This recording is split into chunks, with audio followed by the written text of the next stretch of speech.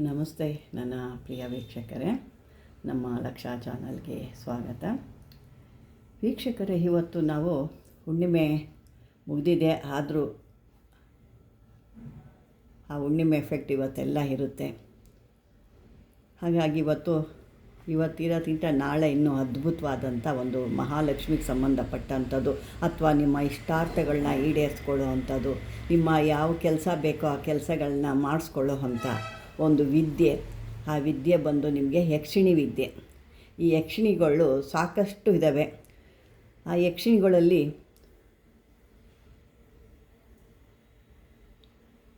ನಮಗೆ ಯಾವುದು ಬೇಕೋ ಅದನ್ನು ನಾವು ಆರಿಸ್ಕೋಬೋದು. ನಮಗೆ ಬೇಕಾದಂಥದ್ದು ಕೆಲವೊಂದು ಇದ್ದಾವೆ.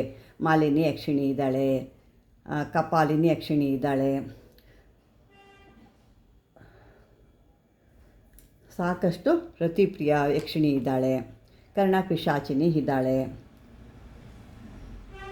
ಲಕ್ಷ್ಮೀ ಯಕ್ಷಿಣಿ ಇದ್ದಾಳೆ, ಮದನಲೇಖೆ ಯಕ್ಷಿಣಿಗಳು, ಹೀಗೆ ಸಾಕಷ್ಟು ಒಬ್ಬೊಬ್ಬರದ್ದು ಒಂದೊಂದು ರೀತಿ ಯಕ್ಷಿಣಿಗಳಿದ್ದಾರೆ. ಆ ಯಕ್ಷಿಣಿಗಳಲ್ಲಿ ನಮಗೆ ಕೆಲವೊಂದು ಯಕ್ಷಿಣಿಗಳು ನಿಮಗೆ ಯಾವುದು ಬೇಕೋ ಆ ಯಕ್ಷಿಣಿಗ ಒಂದು ಮಾಡ್ಕೋಬೋದು. ಆ ಒಂದು ಮಂತ್ರ ಕೂಡ ನಿಮಗೆ ಕೊನೆಯದಾಗಿ ನಾನು ಕೊಡ್ತೀನಿ, ನೀವು ನೋಡ್ತಾ ಇರಿ. ಈ ವಟ ಯಕ್ಷಿಣಿ ಅಂತ ಕೂಡ ಇದ್ದಾರೆ. ಈ ಯಕ್ಷಿಣಿಗಳಲ್ಲಿ ವಟ ಯಕ್ಷಿಣಿಗಳು ಜಾಸ್ತಿನೇ. ಆ ದೇವತೆಗಳು ಇರೋದೆಲ್ಲ ಯಕ್ಷಿಣಿಗಳೆಲ್ಲ ಮಾಮೂಲಿಯಾಗಿರೋದು ಒಬ್ಬೊಬ್ಬರು ಒಂದೊಂದು ಮರಗಳಲ್ಲಿ. ಇವತ್ತು ನಾನು ನಿಮಗೆ ಬಿಲ್ವ ಯಕ್ಷಿಣಿ ಅನ್ನೋದು ನಾನು ಹೇಳ್ತೀನಿ. ಇವತ್ತು ಎಲ್ಲ ವಟ ವೃಕ್ಷಿಣಿ ಅಂದರೆ ಹಾಲದ ಮರದ ಯಕ್ಷಿಣಿ, ಅದರಲ್ಲಿ ಕೂಡ ಸಾಕಷ್ಟಿದೆ. ಅದರಲ್ಲಿ ಕರ್ಣ ಯಕ್ಷಿಣಿನೂ ಮಾಡ್ಕೋಬೋದು, ದನದ ಯಕ್ಷಿಣಿನೂ ಮಾಡ್ಕೋಬೋದು, ದನದ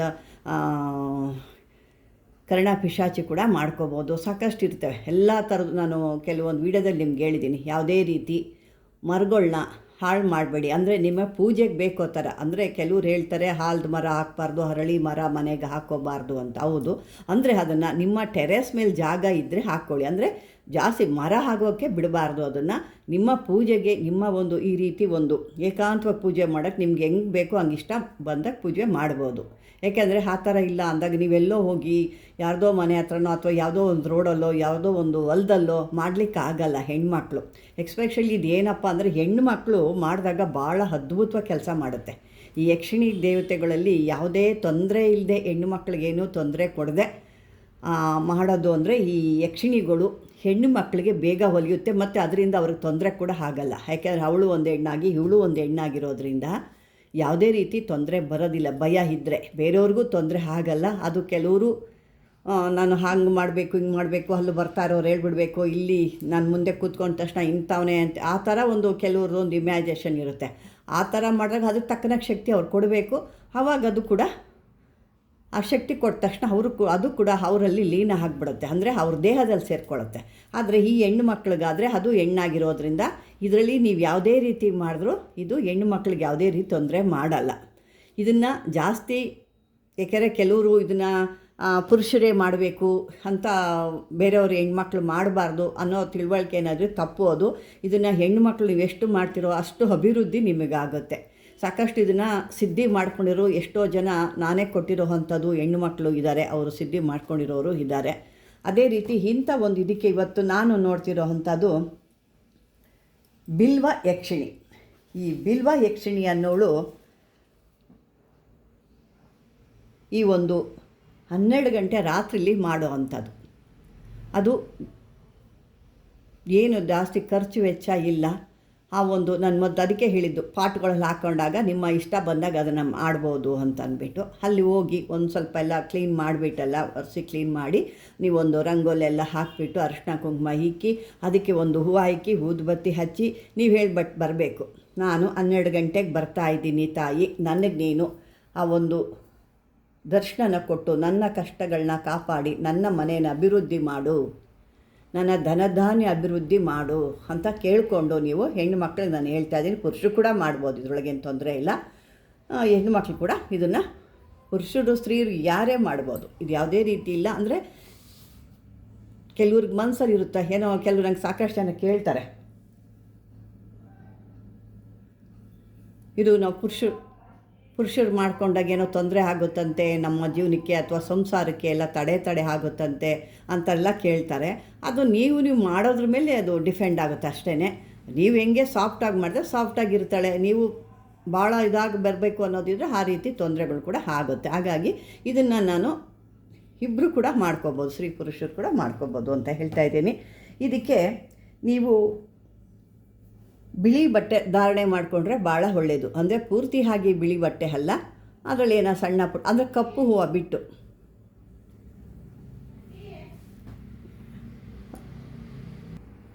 ಇದನ್ನು ಬಿಳಿಯ ಒಂದು ವಸ್ತ್ರನೇ ಧಾರಣೆ ಮಾಡ್ಕೋಬೇಕು. ಮತ್ತು ಇದಕ್ಕೆ ಇನ್ನೊಂದು ಏನಪ್ಪ ಅಂತಂದರೆ ಅರಿಶಿನ ಸೀರೆ ಕೂಡ ಉಟ್ಕೋಬೋದು. ಎಲ್ಲೋ ಕಲರ್ ಸೀರೆ ಉಟ್ಬೋದು, ಬಿಳಿದು ಉಟ್ಕೋಬೋದು. ನಿಮಗೆ ಬಿಳಿದು ಹೆಂಗೆ ಆ ಥರ ಉಟ್ಕೊಳ್ಳೋಕೆ ಹೆಂಗೆ ಅಂತ ಮನಸ್ಸಿದ್ರೆ ನೀವು ಅರಿಶಿನ ಕಲರ್ದು ಅಂದರೆ ಎಲ್ಲೋ ಕಲರ್ ಸ್ಯಾರಿ ಕೂಡ ಉಟ್ಕೋಬೋದು. ಗಂಡು ಮಕ್ಕಳು ಕೂಡ ಅದೇ ರೀತಿ ಹಾಕ್ಕೋಬೋದು. ಮತ್ತು ಇದಕ್ಕೆ ಹೂವು ನೀವು ಏನು ಮಾಡಬೇಕು, ಮೊದಲೇ ಅರಿಶಿನ ಕಲರ್ ಹೂವೇ ಬೇಕಿದ್ದಕ್ಕೆ. ಈ ದೇವಿಗೆ ನಿಮಗೆ ಅರಿಶಿನ ಕಲರ್ ಹೂವು ಬೇಕಾಗುತ್ತೆ. ಅದು ಸಾವಂತಿಗೆ ಆ ಥರ ತಂದು ಇಟ್ಕೊಂಡು ಮೊದಲೇ ನೀವು ತಂದಿಕ್ಕೋಬೇಕು. ಯಾಕೆ ಅರ್ಧ ರಾತ್ರಿ ಹುಡ್ಕೊಂಡು ಹೋಗೋಕ್ಕೆಲ್ಲ ಆಗಲ್ಲ. ಇದನ್ನೆಲ್ಲ ರೆಡಿ ಮಾಡಿಕೊಂಡು ಅಲ್ಲಿ ಒಂದು ತುಪ್ಪದ ದೀಪ ಹಚ್ಚಬೇಕು. ಅಂದರೆ ಆ ಮರದ ಕೆಳಗೆ ಕೂತ್ಕೊಂಡೆ ನೀವು ಈ ಒಂದು ಜಪಾನ ಮಾಡಬೇಕಾಗತ್ತೆ.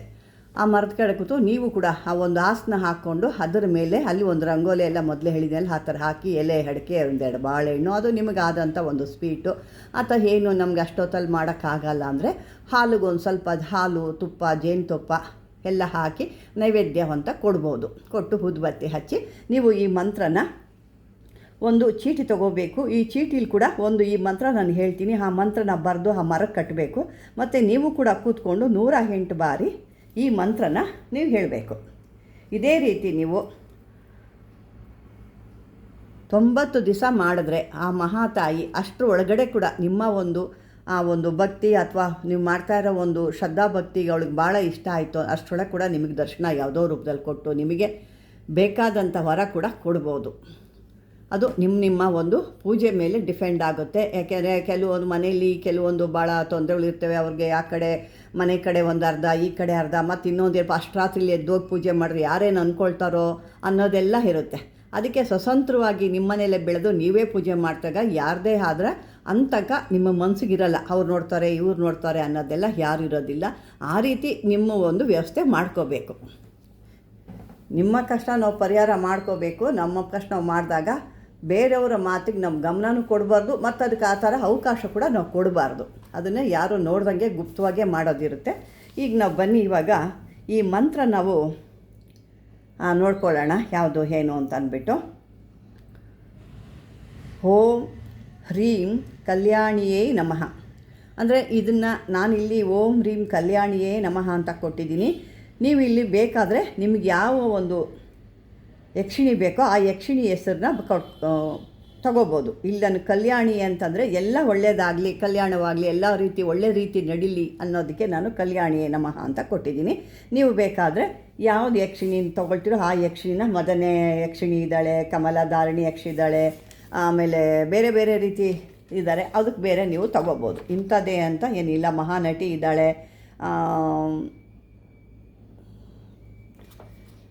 ಅಂಥದ್ದು ಯಾವುದು ಬೇಕೋ ಅದು ನಿಮಗೆ ತಗೊಂಡು ಆ ಒಂದು ಹೆಸರನ್ನ ಅಲ್ಲಿ ಸೇರಿಸ್ಕೊಬಿಟ್ಟು, ರೂಪಾವತಿ ಅಂತ ಇರ್ತಾಳೆ, ಮಹಾನಟಿ ಅಂತ ಇರ್ತಾಳೆ, ವಿಲಾಸಿನಿ ಅಂತ ಇರ್ತಾಳೆ, ಇನ್ನೇ ಒಂದು ರತಿಪ್ರಿಯೆ ಇದ್ದಾಳೆ. ಮತ್ತು ಕೆಲಸಗಳಿಗೆ ಬೇಕು ಅಂದಾಗ ಉದ್ಯೋಗಕ್ಕಾಗಿ ಆ ಒಂದು ಯಕ್ಷಿಣಿನೇ ನಾನು ಹೊಲಿಸ್ಕೋಬೇಕು, ಅವಳು ನನಗೆ ಕೆಲಸಕ್ಕೆ ಯಾವ್ದಾದ್ರು ದಾರಿ ತೋಡಬೇಕು ಅಂತಂದಾಗ ಅದಕ್ಕೂ ಕೂಡ ಒಂದು ಮಾಡ್ಕೋಬೇಕು. ಅದಕ್ಕೆ ಬೇರೆ ರೀತಿ ಇರುತ್ತೆ. ಅದನ್ನು ಉದ್ಯೋಗಕ್ಕಾಗಿ ಯಾರಿಗಾದರೂ ಅದರ ಅವಶ್ಯಕತೆ ಇದ್ದರೆ ಅದಕ್ಕೆ ನಾನು ಬೇರೆ ರೀತಿ ನಾನು ವಿಡಿಯೋ ಮಾಡ್ತೀನಿ. ಅದರದ್ದೇ ಇರುವಂಥ ಪ್ರೊಸೆಸರ್ ಎಲ್ಲ ಸ್ವಲ್ಪ ಬೇರೆಯೇ ಇರುತ್ತೆ. ಹಾಗಾಗಿ ಈ ಒಂದು ಮಂತ್ರ ಬಂದು ನಿಮಗೆ ಒಂದು ಚೀಟಿಲಿ ತೊಗೋಬೇಕು. ಬರೆದುಬಿಟ್ಟು ಇದನ್ನು ಅರಿಶಿನದ್ರಲ್ಲೇ ಬರಿಬೇಕು. ನಿಮಗೆ ಪೆನ್ನು ಆ ಥರ ಸಿಕ್ಕಲಿಲ್ಲ ಅಂತಂದಾಗ ಅರಿಶಿನ ಚೆನ್ನಾಗಿ ಕಲಿಸ್ಬಿಟ್ಟು ನಾವು ಕಿವಿನ ಕ್ಲೀನ್ ಮಾಡ್ತೀವಲ್ಲ, ಬಡ್ಸ್ ಅಂತ ಬರ್ತಲ್ಲ, ಅದನ್ನು ತೊಗೊಂಡು ಚೆನ್ನಾಗಿ ಸಣ್ಣದಾಗೆ ಈ ಮಂತ್ರನ ಬರೆದು ಆ ಚೀಟಿ ಒಳಗೆ ಮರಕ್ಕೆ ನೀವು ಕಟ್ಬೋದು. ನೀವು ಕೂತ್ಕೋಬೇಕಾದ್ರೆ. ಮತ್ತು ಈ ಒಂದು ಸಾಧನೆ ಮಾಡಬೇಕಾದ್ರೂ ಕೂಡ ನಿಮಗೆ ನಾನು ಮೊದಲೇ ಒಂದು ಜಪಮಾಲೆಗಳು ತೋರಿಸಿದ್ದೆ. ಅರಿಶಿಣದ ಒಂದು ಜಪಮಾಲೆ, ಸ್ಫಟಿಕ ಅರಿಶಿಣ ಜಪಮಾಲೆ ಅಂತ. ಅದು ಸಿಕ್ಕಲಿಲ್ಲ ಅಂದರೆ ಕಮಲದ ಇದ್ರದ್ದು ಆಗುತ್ತೆ. ಅದನ್ನು ನೀವು ತಗೊಂಡು ಜಪ ಮಾಡ್ಕೋಬೋದು. ಈ ಮಂತ್ರ ಬೇಕಾದ್ರೆ ಇನ್ನೊಂದು ಸರಿ ಕೇಳಿಸ್ಕೊಳ್ಳಿ. ಓಂ ಹ್ರೀಂ ಕಲ್ಯಾಣಿಯೇ ನಮಃ. ಇಷ್ಟೇ ಮಂತ್ರ. ಆವಾಗ ಈ ಬಿಲ್ವ ಯಕ್ಷಿಣಿ ನಿಮಗೆ ಪ್ರಸನ್ನ ಆಗಿ, ಅಂದರೆ ನಿಮ್ಮ ಶ್ರದ್ಧಾ ಭಕ್ತಿಗಳು ಸರಿಯಾದ ರೀತಿಯಲ್ಲಿ ಒಂದೇ ಮನಸ್ಸಿಂದ ಕೂತ್ಕೊಂಡು ಅವಳ ಒಂದು ಜ್ಞಾನದಲ್ಲೇ ನೀವು ಮಾಡಿದಾಗ ಆ ದೇವಿ ಆದಷ್ಟು ಬೇಗ ಕೊಡ್ತಾಳೆ. 90 ದಿವಸಕ್ಕಿಂತ ಒಳಗಡೆ ಕೂಡ ಕೊಡ್ಬೋದು ನಿಮಗೆ.